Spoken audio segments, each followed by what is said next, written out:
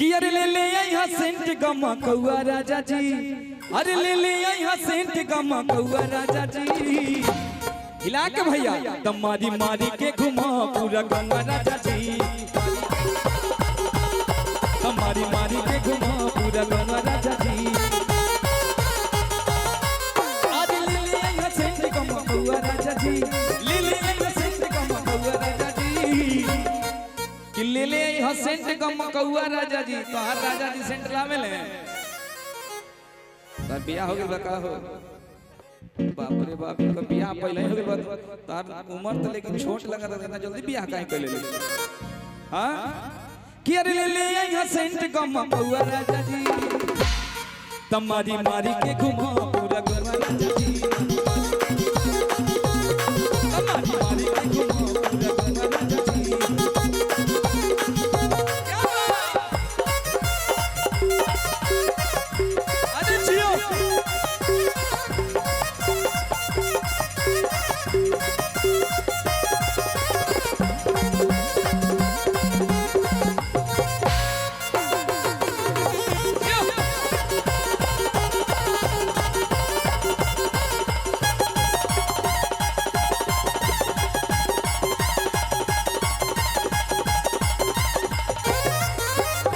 भैया भैया कि मारी मारी के घुमा पूरा गंगा राजा जी। बाबू भैया कि अरे देखी न नदियों भी जाने लागो,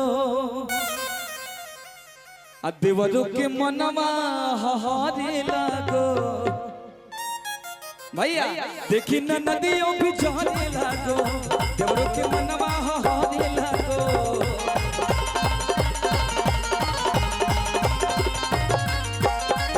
करे कनी से लड़ेला हो, तोहरे से जिहुआई डरेला हो।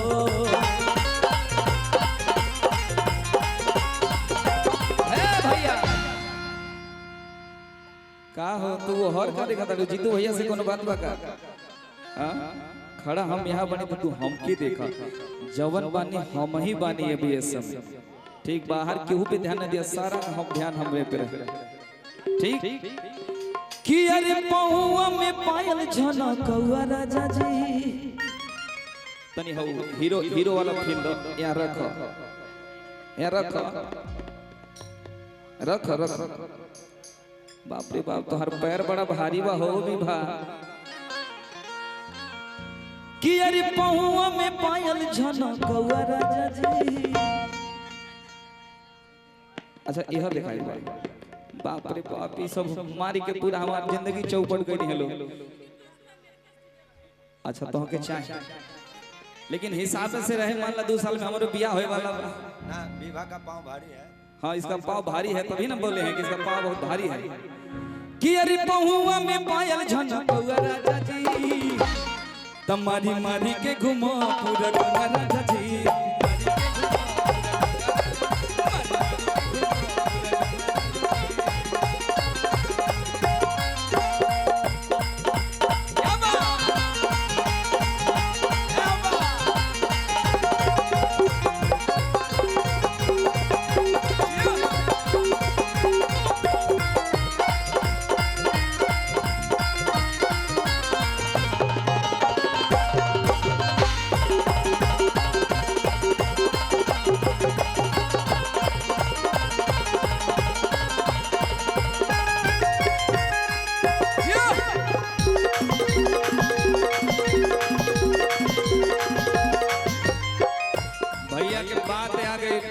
भैया कि बोला धनिया कवन कलाकारी हो गई, हर सूट साड़ी हो गई। अभी पारू तो कुंवारी बेकरारी हो गई, कवन बीमारी हो गई। तब बोला कैसे,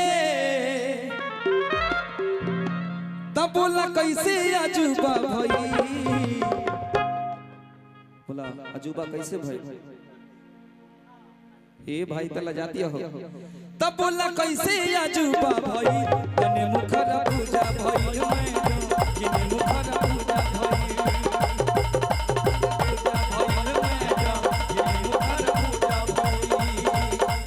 बोला धनिया कवन कलाकारी सूट साड़ी हो गई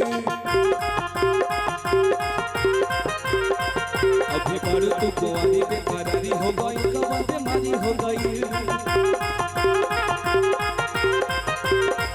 बोला धनिया कवन कलाकारी हो गई सूट साड़ी हो गई अभी बारू तू कुंवारी बेकरारी हो गई कवा बीमारी हो गई बोला कैसे अजूबा भई कने मुखरा पूजा भइल कने मुखरा पूजा भइल कने मुखरा पूजा भइल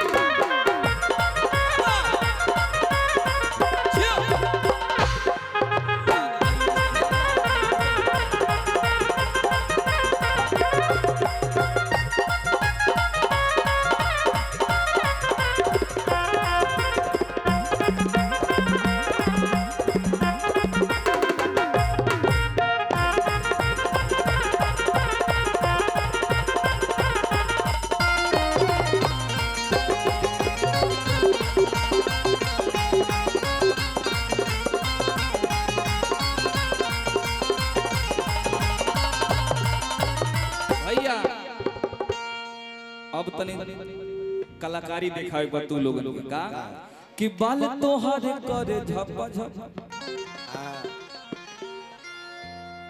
असली वाला झप झप तो तू ही देखौलू आओ अभी तनी आओ झप झप दिखावा तू बाल तोहर करे झप झप झप झप झप झप कमर तोहर करे लप लप लप लप लप बोली में तहरा तराना तराना तराना तराना एही पुलगवा दीवाना दीवाना दीवाना ए भैया तहार तो हो गई झप झप हई बेचारी झप झप कइले में लजा दिया तू करा तनी झप झप बाल तोहर करे हे भगवान हई कौन झप झप हो अरे तनी बढ़िया से तनी निहुर के करा निहुर के एक जना कहीं तू कर तनी आवा बाल तोहर करे झप झप ए जब निहुरबू नहीं तो मजा कैसे है लोगन ना हो पाई तू आवा तू बचाव कर दर आवा हाँ आइए बाल तोहर करे झप झप झप झप कम तोहर करे लप लप लप लप बोली में तहारा तराना तराना एक ही पर लोग दीवाना दीवाना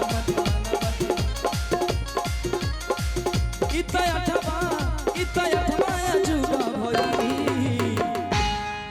कि इतना अठवा अजूबा भई तनी मुखर पूजा भई कि मुखर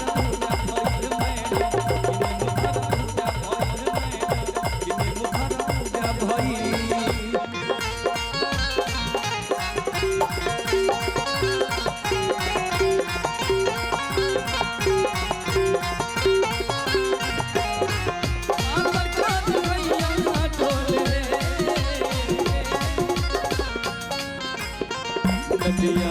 जैसे नैया डोले ओ सही मन सैया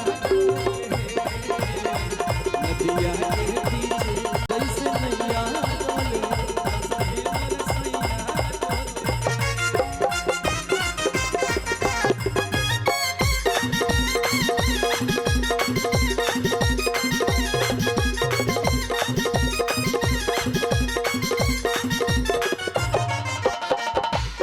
और का भैया चले लो राह में तडोला एही बलोला बोला चढ़ल सोना के पानी का हो पानी ओनी में कहा रानी बनो ए भैया कि अरे पंकज भैया के ए पंकज भैया आए कि नहीं पंकज भैया आए कि नहीं यहाँ पे रुपेश भैया पंकज भैया नहीं आ रहे बाप रे बाप पंकज भैया से मैं निवेदन करता हूं कि आप जल्दी से जल्दी मंच तक आने का कष्ट करें कि अरे पंकज भैया के चूजा भई अरे वहाँ पंकज भैया के चूजा भई तने मुखर पूजा भइल मैडम किने मुखर पूजा भइल मैडम किने मुखर पूजा भइल मैडम किने मुखर पूजा भइल बोला बनिया गवन कलाकारी हो गई सूट साड़ी हो गई अब बाड़ू तू कुंवारी बेकरारी हो गई गवन हारी हो गई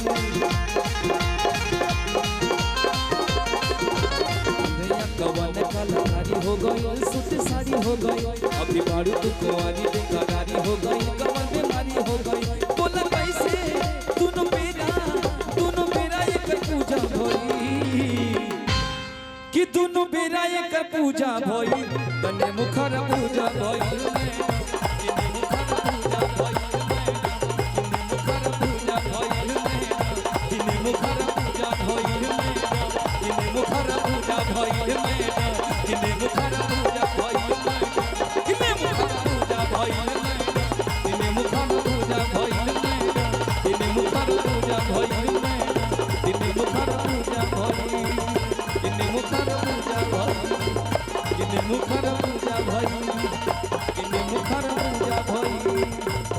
मुखर पूजा भई